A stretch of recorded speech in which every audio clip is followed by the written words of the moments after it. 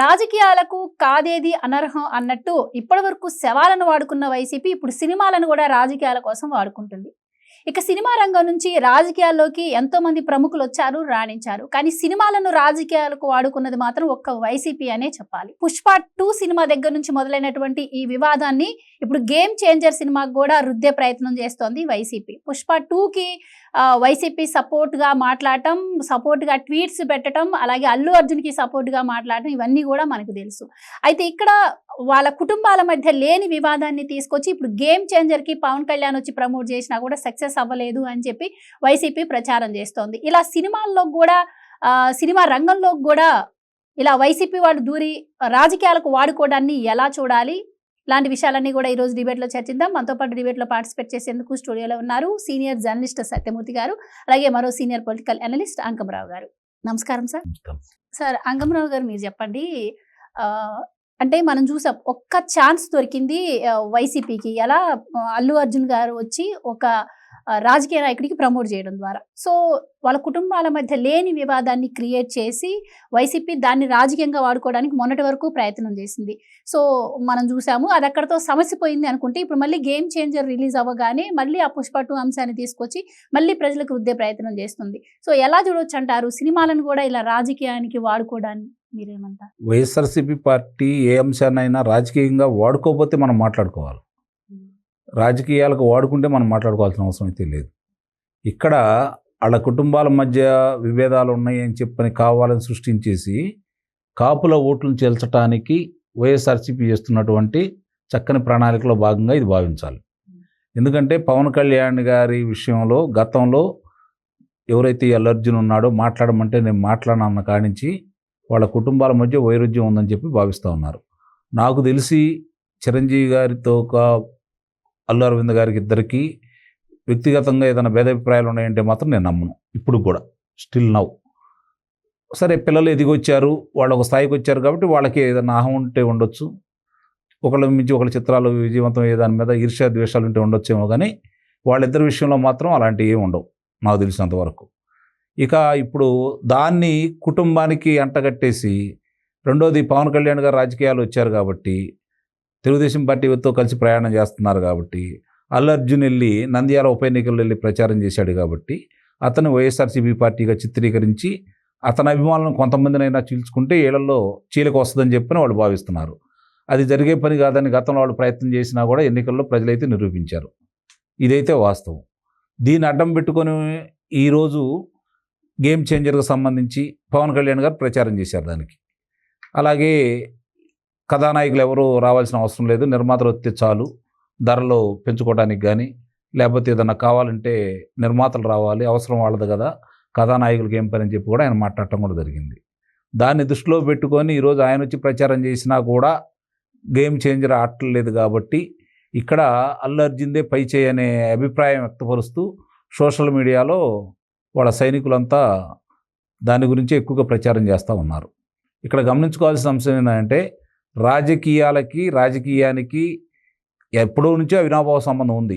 కథానాయకులు కావచ్చు, లేకపోతే నటీనటులు కావచ్చు, సాంకేతిక నిపుణులు కావచ్చు, దర్శక నిర్మాతలు వాళ్ళ ఇష్టమైన పార్టీలో వాళ్ళు ఉంటానే ఉన్నారు, ఎప్పటి నుంచో కొనసాగుతూ ఉంది. ఎక్కువగా శాతం తెలుగుదేశం పార్టీకి ఎక్కువ మంది నటీనటులు మొట్టమొదటి నుంచి కూడా అన్నదండలుగా ఉండేవాళ్ళు.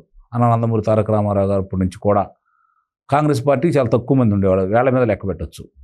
ఆ తర్వాత ఇప్పుడు వైఎస్ఆర్సీపీ పార్టీ వచ్చిన తర్వాత వీళ్ళందరూ తెలుగుదేశం పార్టీ వ్యక్తులైన ఉద్దేశంతో నా దగ్గరకు వచ్చేసి వినయంగా ఉండాలా, నమస్కారం పెట్టాలా, నేను రాజుని, వాళ్ళు నేను చెప్తేనే వాళ్ళకి చిత్రాలు ఆడుతీ, నా ఇష్టం వచ్చిన రేట్లు నిర్ణయిస్తాను అని చెప్పని జగన్మోహన్ రెడ్డి గారు ప్రయత్నించారు. అట్లానే వాళ్ళని పిలిపించుకున్నాడు, వాళ్ళ చేత దండాలు పెట్టించుకున్నాడు. తిరిగి ప్రతి నమస్కారం చేయని చిత్రాలు మాత్రమే బయటకు వదిలాడు. సహజంగా ముఖ్యమంత్రి కార్యాలయంలో ఏది బయటికి రావాలనేది వాళ్ళు నిర్ణయించేది, వాళ్ళ ఇష్టాన్ని ప్రకారమే బయటకు వస్తూ ఉంటాయి. అంటే ఇక్కడ నేను గొప్ప, చిరంజీవి అయినా లేకపోతే నాగార్జున అయినా ఎవరైనా సరే, ప్రభాస్ అయినా సరే, వాళ్ళకంటే నేనే గొప్ప అనే అభిప్రాయం ప్రజల్లో కలగజేయడం కోసం ఆ రోజు వాళ్ళు ప్రయత్నించారు. దానికి పర్యవసనం ఏంటో ఎన్నికల్లో రుచి చూశారు వాళ్ళు. ఇప్పుడు దానికి కూడా ఇంకా తెలుసుకోకుండా, కళ్ళు తెరవకుండా ఈరోజు కూడా అదే విధంగా ముందుకెళ్ళే ప్రయత్నంలో అల్లు అర్జున్ని, అంటే అల్లు రామలింగ గారి కుటుంబం వేరు, చిరంజీవి కుటుంబం వేరు అనే అభిప్రాయంలో కలగజేయటం కోసం ఈరోజు ఈ 2 చిత్రాలని వాళ్ళ అంటే వ్యత్యాసాలను చూపిస్తూ అది విజయవంతమైంది, మేము ఉండగా ఉన్నాం కాబట్టి ఇది పరాజయమైంది, పవన్ కళ్యాణ్ ఉన్నాడనే ఉద్దేశాన్ని ప్రజలకు చెప్పే ప్రయత్నం చేస్తున్నారని అయితే మాత్రం నేను భావిస్తున్నాను. మహేష్ బాబు గారి గురించి నాకు బాగా తెలుసు, ఎందుకంటే చిన్నప్పటి నుంచి కూడా. మీకు ఒక సంఘటన చెప్తాను, ఇది మీకు తెలియదేం కాదు. ఇది మహేష్ బాబుకి పురస్కారం వచ్చింది. ఆ వేదిక అంటే మన పబ్లిక్ గార్డెన్స్లో అప్పుడు అవార్డ్స్ ఇస్తూ ఉండేవాడు, నంది పురస్కారాలు ఇస్తూ ఉండేవాడు. దానికి కృష్ణ గారు కూడా వచ్చారు, రాజశేఖర రెడ్డి గారు ముఖ్యమంత్రి. సంఘీభావంతో అందరు చేతులు ఎత్తాల. కృష్ణ గారు రాజశేఖర రెడ్డి గారు చేపట్టుకొని చేయి పైకెత్తుకున్నాడు, మహేష్ బాబు చేయి ఎత్తల. వాళ్ళ నాన్న ఇద్దరుండా కూడా చేయి ఎత్తల. కృష్ణ గారు బలవంతంగా చేయి ఎత్తిచ్చాడు. అది మహేష్ బాబు అంటే. ఎందుకంటే ఆయన ఈ రాజకీయాలకు చాలా దూరం. వాళ్ళ సొంత బావగారు 2 పర్యాయాలు గుంటూరు లోక్సభకు పోటీ చేసినా కూడా ప్రచారానికి రావడం కానీ ఇలాంటి కార్యక్రమాలు ఎప్పుడు చేయలేదు, భవిష్యత్తులో కూడా చేయడు. మామూలుగా వాళ్ళ ఇంట్లో జరిగిన కార్యక్రమానికి వచ్చినప్పుడు ఆ ఫోటో వచ్చి ఉంటుంది. దానికి సంబంధించి అశుభకార్యం జరిగింది కదా అప్పుడు ఆ ఇంట్లో చేస్తారు కదా. అందుకే నేను చెప్పాను, అలాంటివి చేయకపోతే వాళ్ళ గురించి మనం మాట్లాడుకోవాలి, కానీ చేసినప్పుడు పెద్దగా మాట్లాడుకోవాల్సిన అవసరం అయితే ఉండదు. అందుకే మహేష్ బాబు గురించి నాకు తెలుసు కాబట్టి నేను దాని గురించి చెప్తున్న కారణం కూడా అది. దీనికి తోడు ఈరోజు వాళ్ళకి ఏ దిక్కు లేదు. ముందు అసలు వాళ్ళకి దిక్కులన్నీ మూసుకుపోయినాయి, ఏ దిక్కు కనపట్టలేదు. సూర్యుడు కూడా వెళ్ళడానికి ఆస్కారం లేదు, ఎందుకంటే అట్లా తెరలగట్టుబడ్డాయి. ఆయనే చేశాడు కదా, అంతా తెరలగట్టుకొని తిరిగాడు కదా. ఇప్పుడు ఆ తెరలే చుట్టూ కమ్మేసినాయి, ఏం చేయాలో అర్థం కాని పరిస్థితి. అలాంటి సందర్భంలో తిరుపతి లాంటిది జరిగిద్దా, లేకపోతే పుష్ప లాంటిది జరిగిద్దా, లేకపోతే గేమ్ చేంజర్ దొరికిద్దా, ఇలాంటి ప్రయత్నాలు చేస్తూ ఉంటారు. దానికి ఎటు వాళ్ళు సంధించే పరిస్థితి అయితే లేదు. ఏదో తెలిసో తెలియకో ఇప్పుడు సత్యమూర్తి గారు చెప్పినట్టు అర్థమైపోయింది కదా. అర్థమైన సందర్భంగానే గతంలో అల్లు అర్జున్ ప్రవర్తనకు భిన్నంగా వాళ్ళిద్దరూ ఇళ్ళకి వెళ్ళేసి చిరంజీవి గారింటికి, అలాగే పవన్ కళ్యాణ్ ఇంటికి వెళ్ళేసి, నాగబాబు గారి ఇంటికి వెళ్ళేసి కలవడం కూడా జరిగింది. అంటే మా మధ్య విభేదాలు లేవని చెప్పని వీళ్ళకి చెంపపెట్టలాగానే అతను కూడా ప్రవర్తించాడు. సరే, అతనికి జరగాల్సిన నష్టం అయితే జరిగిపోయింది, అది వేరే విషయం. అది న్యాయపరంగా ఏమి ఎదుర్కోవాలో న్యాయస్థానంలో చూసుకుంటారు. అంతవరకు మాత్రం వాళ్ళ కార్యక్రమం దీనికి సంబంధం లేదు. రాజకీయాలలో ఏదన్నా పొరపాటున మళ్ళీ ఏలు పెట్టాలన్నా కాలు పెట్టాలన్నా కూడా ఈ సంఘటన తనకు హెచ్చరికలాగా ఉంటుంది.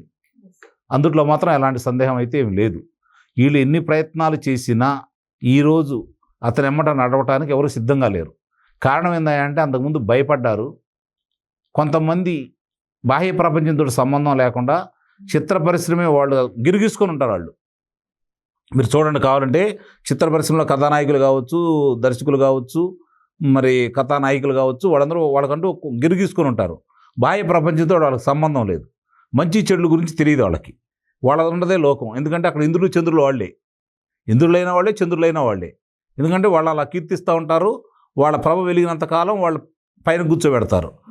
వాళ్ళు ప్రభ లేదనుకోండి, ఇక దాని గురించి ఎవరు పట్టించుకోరు. చిన్న ఉదాహరణ, నేను రాజేష్ ఖన్నా గారు ఆయన ఉజ్వలగా ఎదిగే సమయంలో ఢిల్లీ విమానాశ్రయంలోంచి బయటకు వచ్చి ఆయన కారు ఎక్కే లోపు ఆయన అందుబాటులో ఉండడు కాబట్టి ఆ కారు మీద ఆ రోజు అందరు ఆడపిల్లలు ముద్దు పెట్టుకునేవాళ్ళు, ఆయన ఎటు దొరకడు కాబట్టి. అలాంటి వ్యక్తి తర్వాత ఢిల్లీ పురవీధిలో తిరిగితే ఎవరు పట్టించుకోలేదు. ఎందుకంటే ఆ ప్రభ ఉన్నంత వరకే వాళ్ళకి వ్యక్తిగతంగా వాళ్ళకి ఏంటంటే వాళ్ళు చిత్రసీమలో వెలిగేంత వరకే వాళ్ళ గురించి మాట్లాడుకుంటూ ఉంటారు. అది కొద్దిమంది, రామారావు గారు లాంటి వాళ్ళు, లేక కృష్ణ గారు లాంటి వాళ్ళు చిత్ర పరిశ్రమ నుంచి వాళ్ళు మళ్ళీ చిత్రాల్లో నటించకపోయినా వాళ్ళకున్నటువంటి కీర్తి ప్రతిష్టలతో వాళ్ళు ముందుకెళ్తూ ఉంటారు. వీళ్ళకి మిగిలిన వాళ్ళకి వచ్చి తాత్కాలికం, అది ఎన్నాళ్ళు ఉంటుందో కూడా తెలియని పరిస్థితి. కాబట్టి దాన్ని నమ్ముకొని మీరు విర్రవీగారనుకోండి, ఇలాంటి ఎదురు దెబ్బలే తగులుతూ ఉంటాయి. ఇలాంటి వాళ్ళే వస్తారు. గమనించుకోవాల్సింది ఏంటంటే ఇలాంటి వాళ్ళే వస్తారు. కాబట్టి చిత్ర పరిశ్రమకి రాజకీయానికి దూరంగా ఉంటూ సత్యమూర్తి గారు చెప్పినట్టు అల్లు అర్జున్ అయినా సరే ఎవరైనా ముందుగా వాళ్ళ యొక్క ఏదైతే కథానాయకుడిగా ముందుకెళ్తున్నాడో దాంట్లో ఇంకా కొత్త కొత్త ప్రయోగాలు చేసుకుంటూ సమాజానికి ఉపయోగపడే చిత్రాలను ఎంచుకుంటూ మీ యొక్క ప్రజాదరణతో పాటు మీ వ్యక్తిత్వాన్ని కూడా పెంపొందించుకొని ప్రజలకు దగ్గర అవుతూ ఉంటే జీవితకాలం మిమ్మల్ని గుర్తుపెట్టుకుంటారని అయితే నేను చెప్తున్నాను.